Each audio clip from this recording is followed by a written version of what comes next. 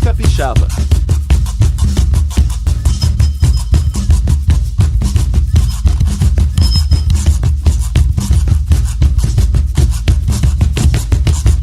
Espírito Santo, eu nasci nesse lugar.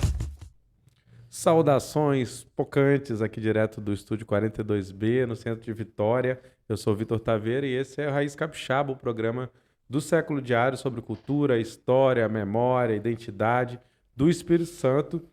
Lembrar vocês para seguirem nossos canais no YouTube, nas plataformas de podcast, curtir, comentar, compartilhar, fortalecer aí a nossa mídia alternativa, independente e acompanhar também seculodiario.com.br toda semana. Hoje, nosso convidado aqui é o Piatan Lube. Vou até ler aqui, né, porque tem muita coisa. Ele é artista, presidente da banda de Congo de Piapitangui, membro da diretoria da Comissão Espírito Santense de Folclore, membro do Conselho de Cultura de Viana, integrante do coletivo Conscientiza Piapitangui.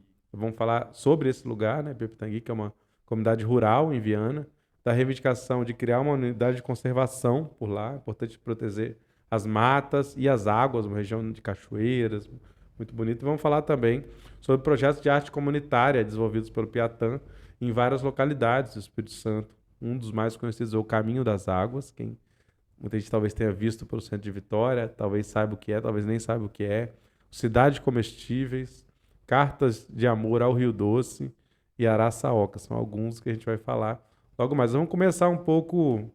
Primeiro, bem-vindo, Piatan. Obrigado por aceitar aí o convite. Você tem, com certeza, muita história boa para contar para a gente.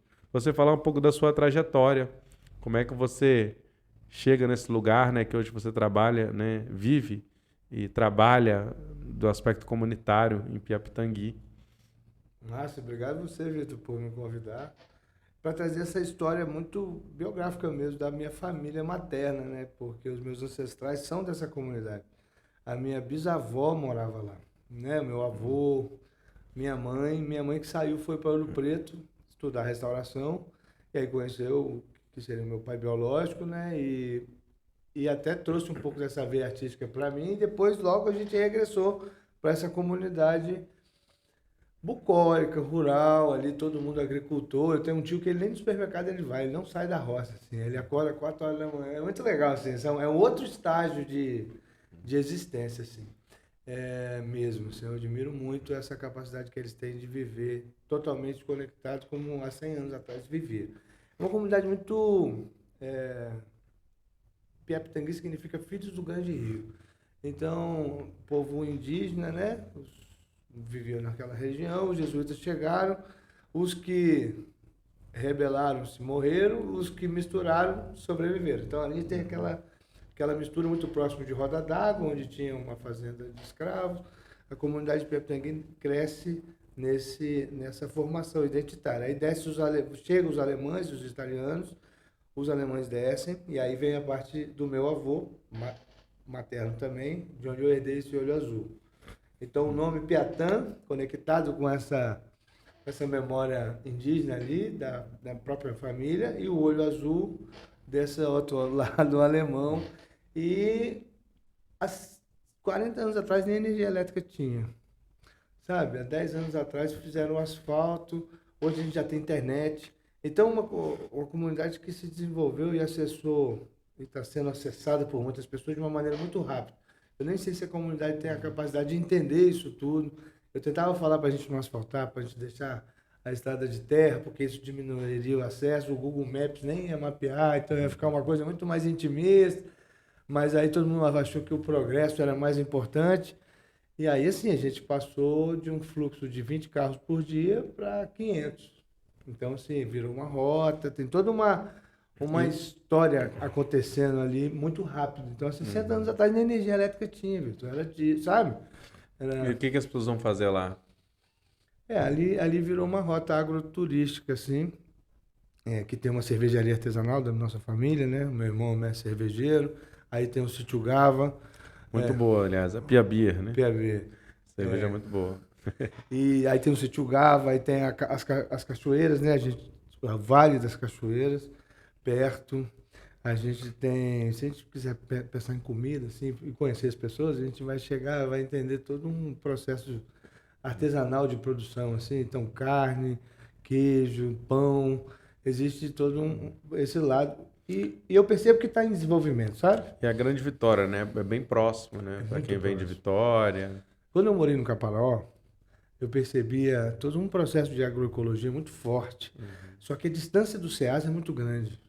Então o cara vai andar 280 quilômetros para vender o feijão dele. Então fica muito caro. Quando eu estava lá no Caparaó, eu falei, pô, meu Caparaó é lá. Ou seja, fortalecer a agricultura orgânica.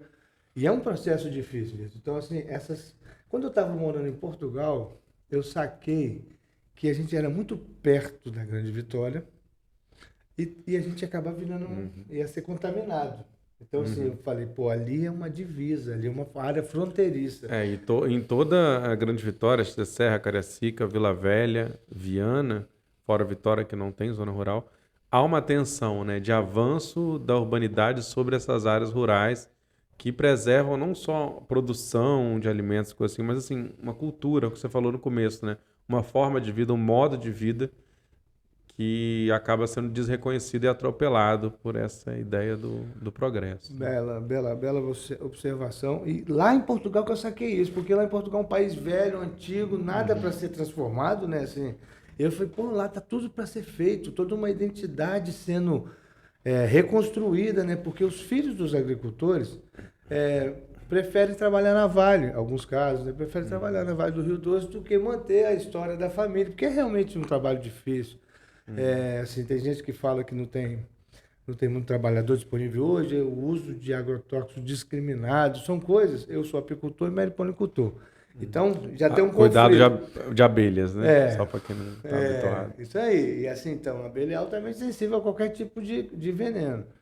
Então, eu já faço esse trabalho de educação ambiental, faço reflorestamento de nascente por princípio, mas também pensando nessa divisa. O antigo prefeito já transformou, pelo menos em nome, a comunidade de Peptangui, de Formate, de Coacas, em zona urbana. Num documento, só que aí as comunidades se organizaram, então eu vi que tem uma luta de identidade cultural aí. Eu falei, não, gente, não é zona urbana. Sim, os planos diretores, se você você abre caminho para uma expansão, para um avanço. Muda ITR, vira IPTU. Tem toda uma lógica de arrecadação que eu acho que era a estratégia do antigo prefeito do município. Graças a Deus, as comunidades, através de associações, se organizaram e conseguiram manter.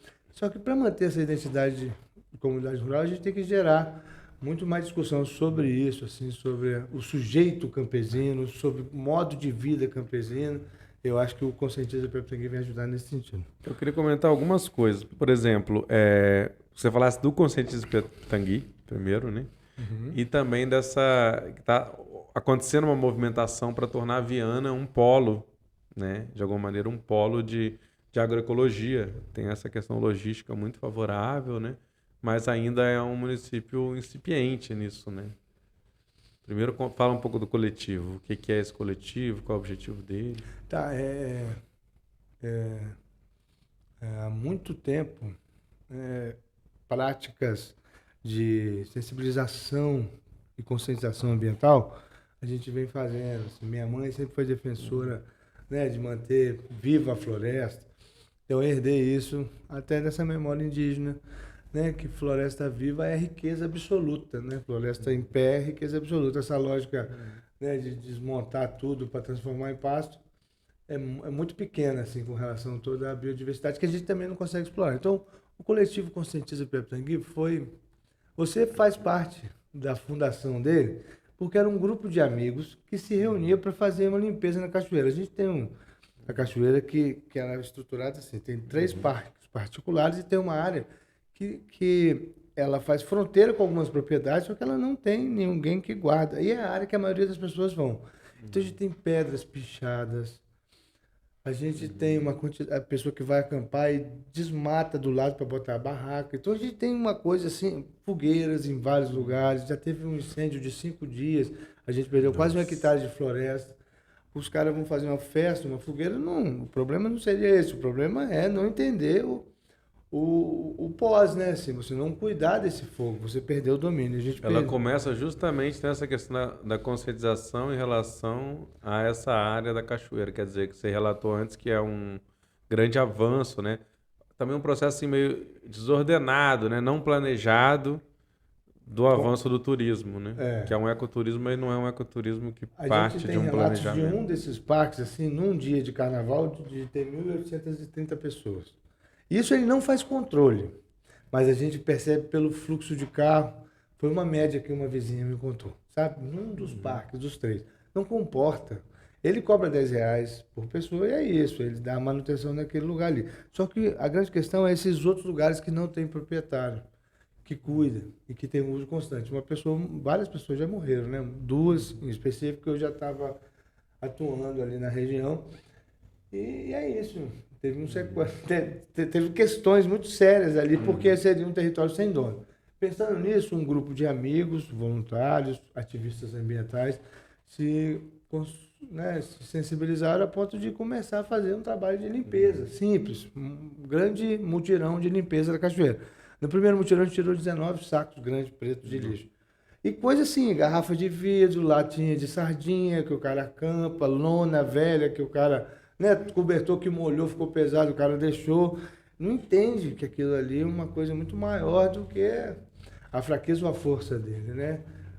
E aí uma das maneiras, ao longo dessa quantidade de mutirão, foi entender que nós temos um espaço com uma biodiversidade muito grande. Então, para formular um profissionalismo com relação a isso, eu comecei a convidar pessoas para habitar o coletivo, para ser o coletivo, muito específico. Eu chamei o Douglas Tinoco e o Newton Emerick, que são 2 especialistas em árvores.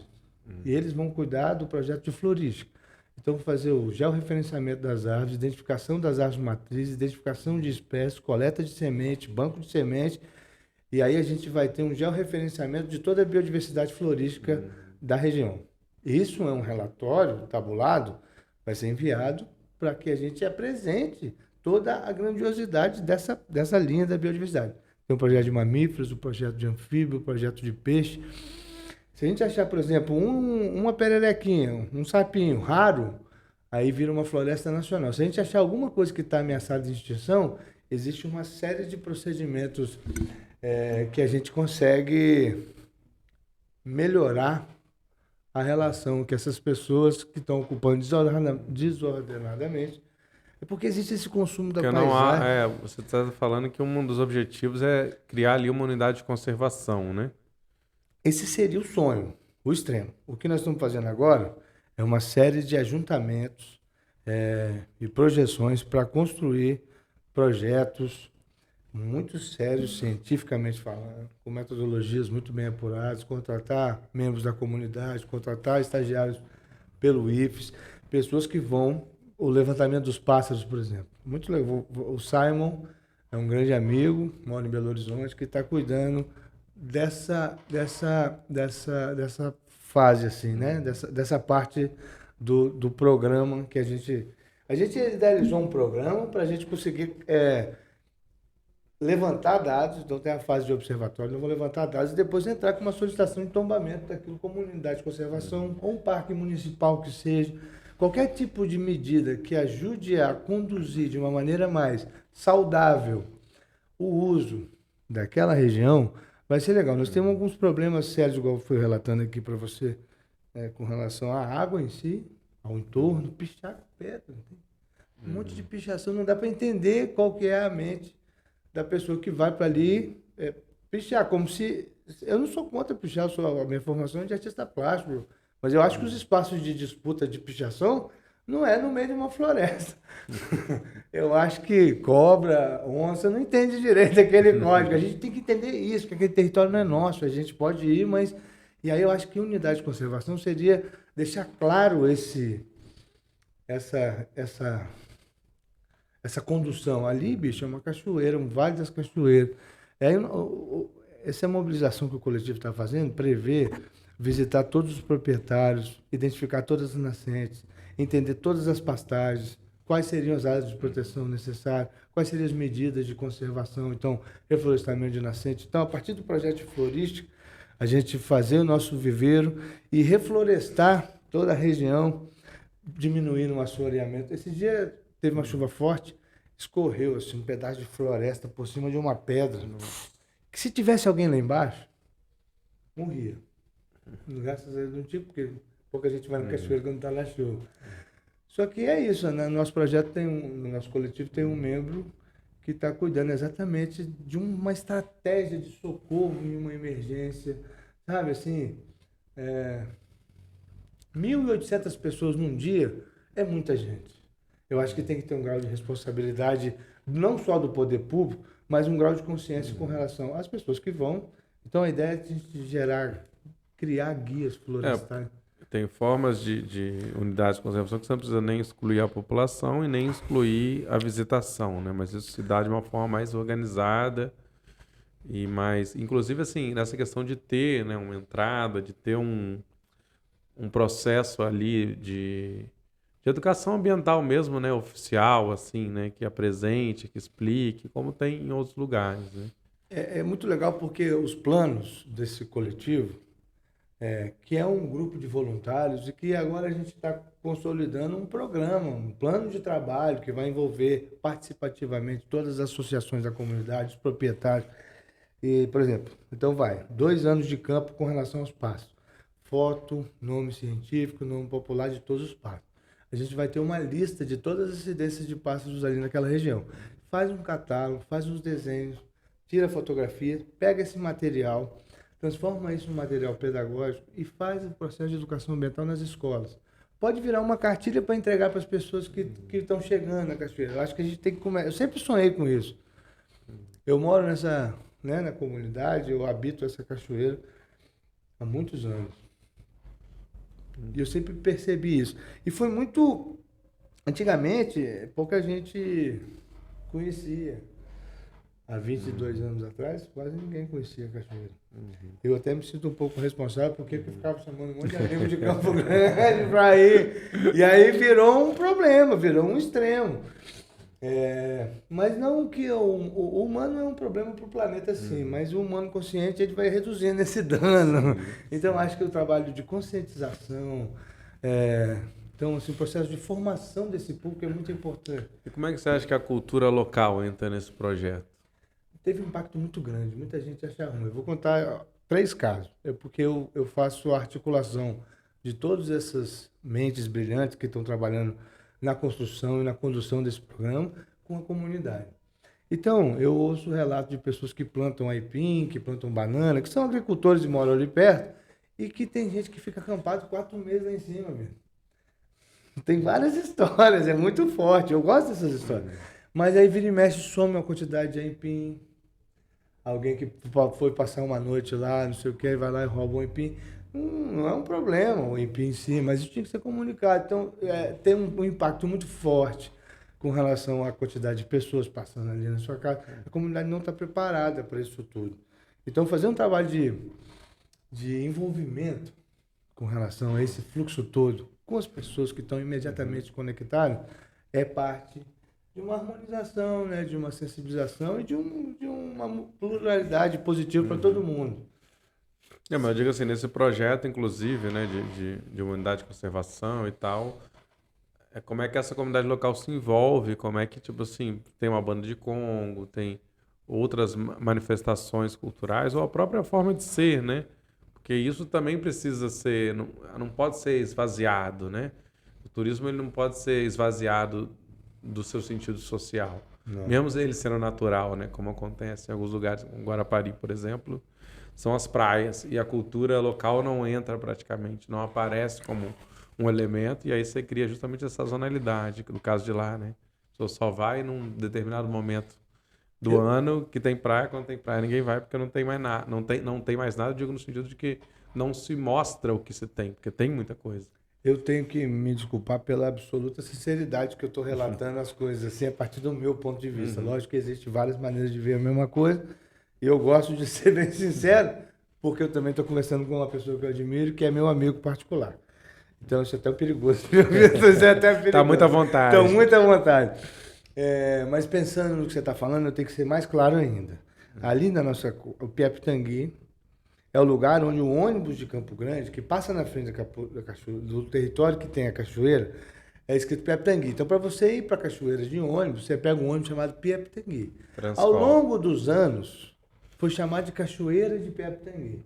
Por isso que o nome aqui é Conscientiza Piapitangui. Eu sou da comunidade de Piapitangui, só que a cachoeira em si não é na comunidade de Piapitangui. Formate. É Borbas o nome. Comunidade de Borbas. Do lado de Formate tem Piapitangui. A estrutura seria essa. E aí a comunidade de Piapitangui tem a banda de Congo e a comunidade de Borbas que sofre, que tem a cachoeira.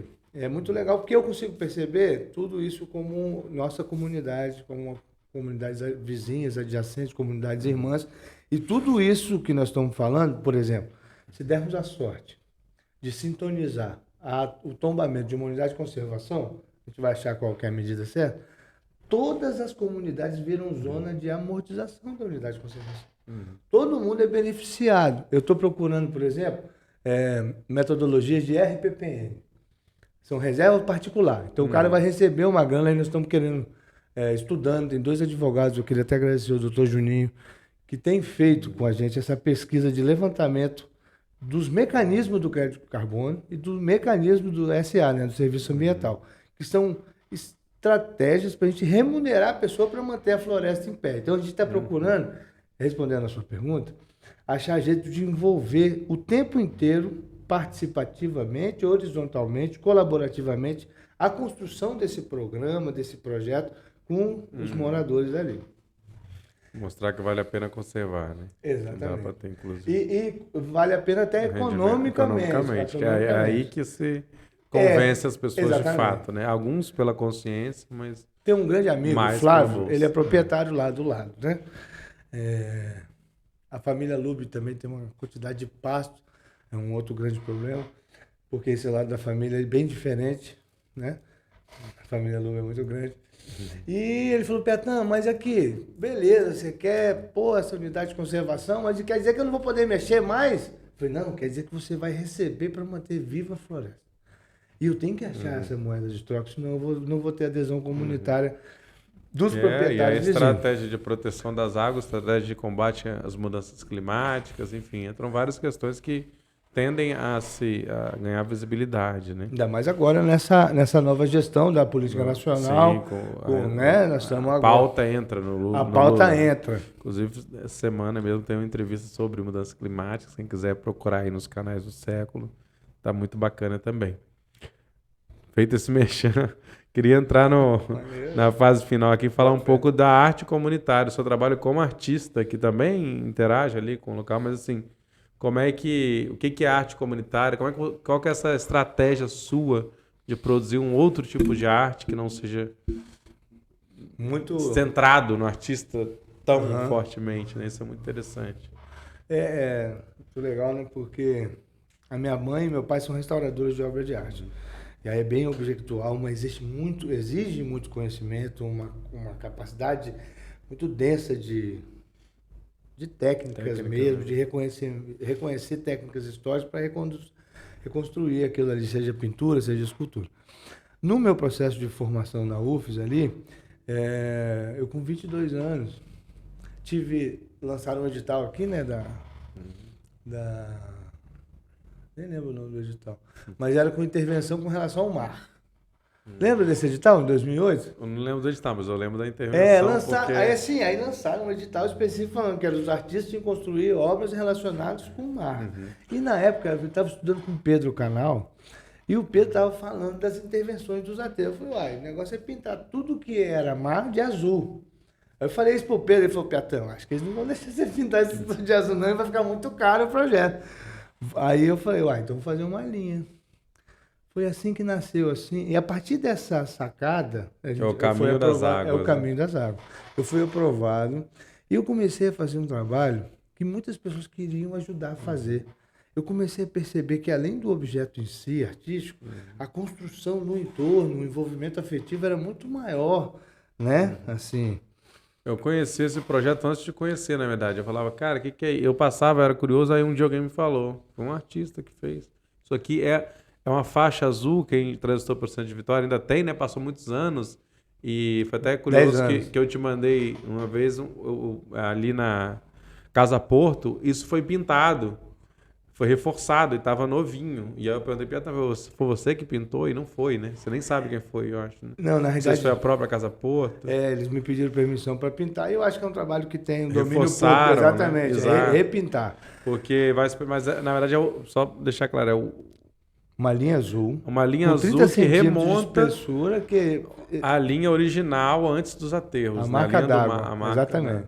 Teve gente que veio falar, pô, Pietro, eu tava pagando um negócio de taxa de marinha, agora nem vou pagar mais, porque sua linha já é perigoso, tem política em tudo. Mas vai do Forte São João até a Ponte Seca. Mas daí você percebeu, ainda não era, você foi percebendo nesse caminho que Exatamente. era possível fazer conjuntamente. Tanto na fase de pesquisa, de tentar entender ali historicamente, cartograficamente, aonde era mar e onde não era, tentar entender essa linha, porque tinha essa obrigação histórica de você fazer uma linha.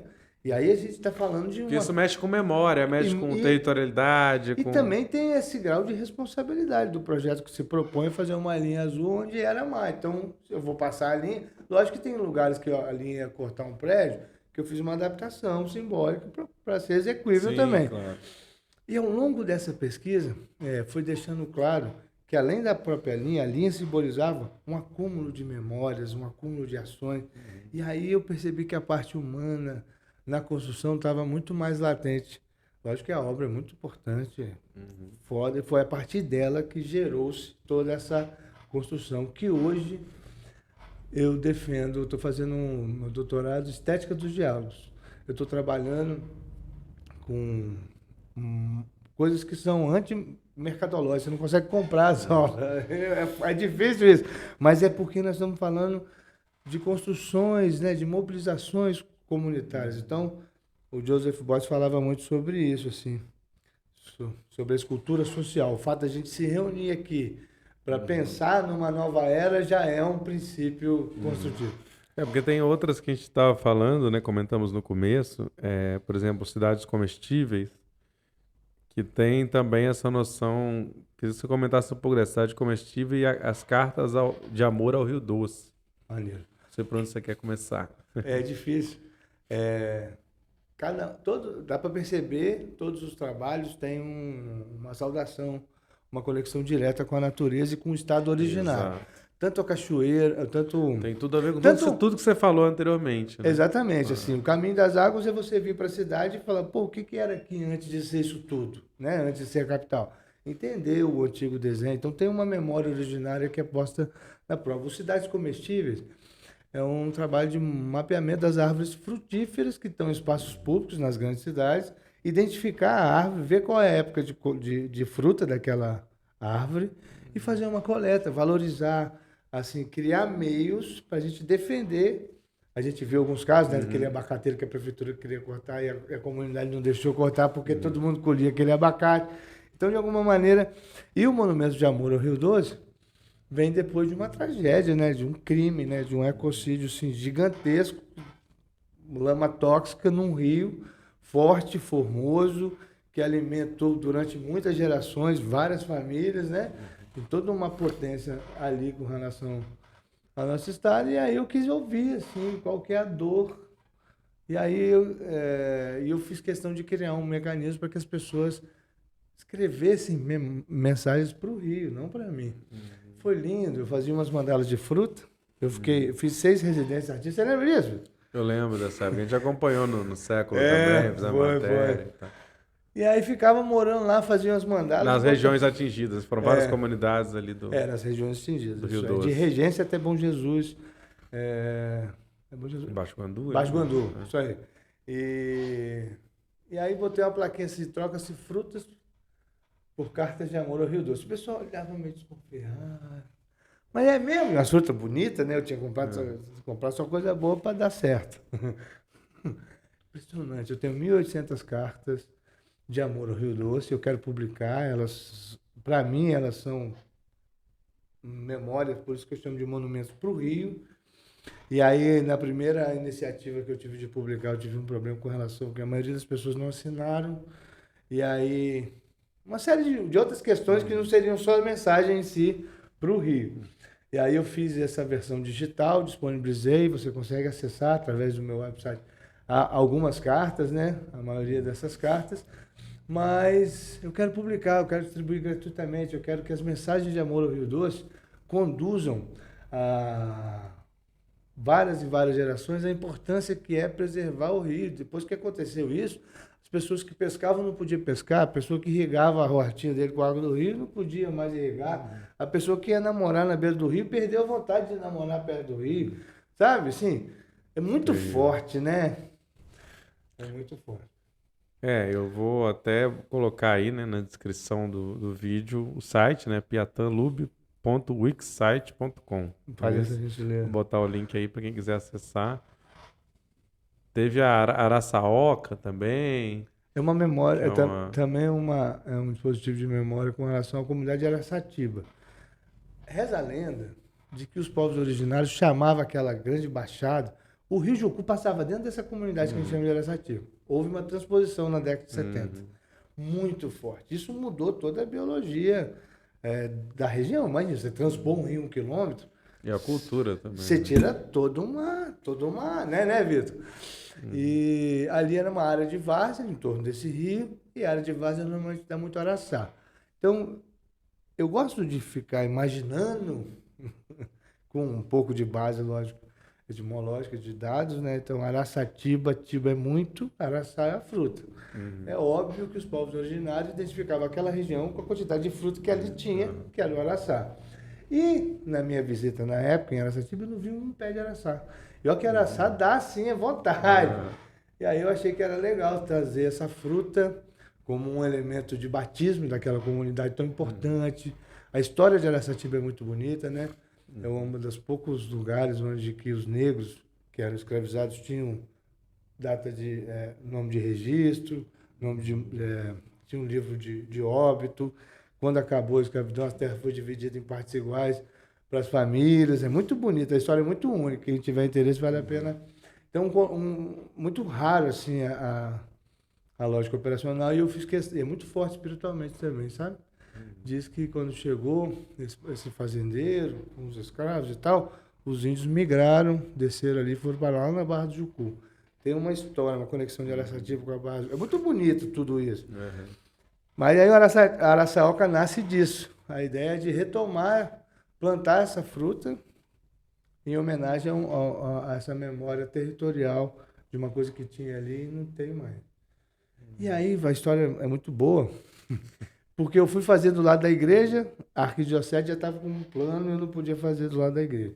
Eu queria fazer lá do lado da escola, é de um pessoal da Vilone, e eles não liberaram para a gente fazer o trabalho de memória. Eu ia fazer num lugar bem específico, na frente da escolinha, só que a prefeitura já tinha criado um plano para fazer uma pracinha. Aí eu falei, uai, não vai dar para fazer o projeto. Eu tinha aprovado na Funarte, Vitor, em 2020. Edital nacional. Né? Pô, edital nacional. Eu falei, gente, nós estamos perdendo para Viana, o primeiro edital nacional para Viana. Eu acho que vale a pena. Aí alguém sugeriu fazer perto da estação ferroviária. E eu achei legal fazer essa homenagem lá para o povo de Araçatiba, mas espero que meu relato aqui tenha deixado claro quais quiseram as matérias originárias de construção desse trabalho. Que a ideia uma é geodésica. formar uma geodésica, formar uma oca mesmo com a própria planta. Aí a estratégia foi essa, a gente criou uma geodésica, meu irmão pesquisou bastante isso assim, construiu para mim essa geodésica, o Rayan, e aí plantamos 600 mudas de araçá, uma do lado do outro, formando no entorno dessa geodésica. Aí a gente está na fase de trançar ela e amarrando ela na estrutura, a fim de que o processo de crescimento ela vire uma oca. E depois eu vou desmontar a geodésica e a gente vai ter um espaço Natural. natural. Uma oca Exatamente, natural. uma oca natural. Leva anos, né? É um Leva. projeto que... Eu chamo de bioescultura, uma né? bioescultura. Uma bioescultura viva. Muito legal esse desafio, muito legal a Funarte ter apostado nessa força assim, de uma memória, de uma planta que batizou a região, que hoje... É muito interessante, assim, para mim traz outras perspectivas de pensar a arte, né? Como a gente está habituado a pensar a cultura e a arte, né? Até de uma maneira menos autoral mesmo, né? Mais de um trabalho, exige um trabalho coletivo para efetivar essas... Você precisa do outro, né, para realizar intervenções, porque depois que ela ficar pronta, vai ser o uso dela que vai importar. Já não vai importar tanto quem fez, mas como se usa, né? Exatamente. Enfim, as cartas. E também para tem além, que- né? Para além desse tempo terreno que a gente tem, é muito legal você falar isso, porque eu gosto de trabalhar com tempos além desse tempo desse tempo terreno, né? Muito antes de eu nascer já tinha acontecido os aterros de Vitória, né? O Rio já existe há milhões e milhões de anos, o Rio Doce. Então, assim, tem entidades muito mais fortes do que a minha própria existência, mas é bom estar conectado, pensando e construindo relações a partir da arte com todos esses grandes monumentos aí vivos. Beleza, Piatã, obrigado. Nosso tempo vai indo, senão a gente ficava conversando aqui até amanhã, né? Tem Sempre certeza bom disso, papo. é.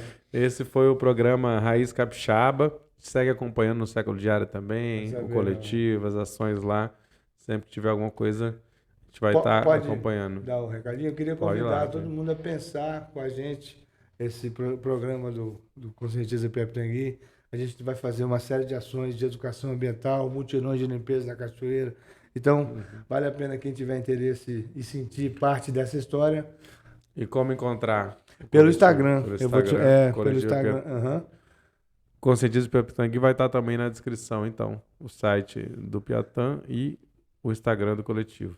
Obrigado. meu Então irmão. é isso. Axé. A gente volta aí mês que vem com Raiz Capixaba. Mas durante toda a semana aí tem várias programações na TV Século, em vídeo no YouTube, podcast e também no séculodiario.com.br, que tem notícia nova todo dia. É isso, valeu e até mais. Raiz Capixaba.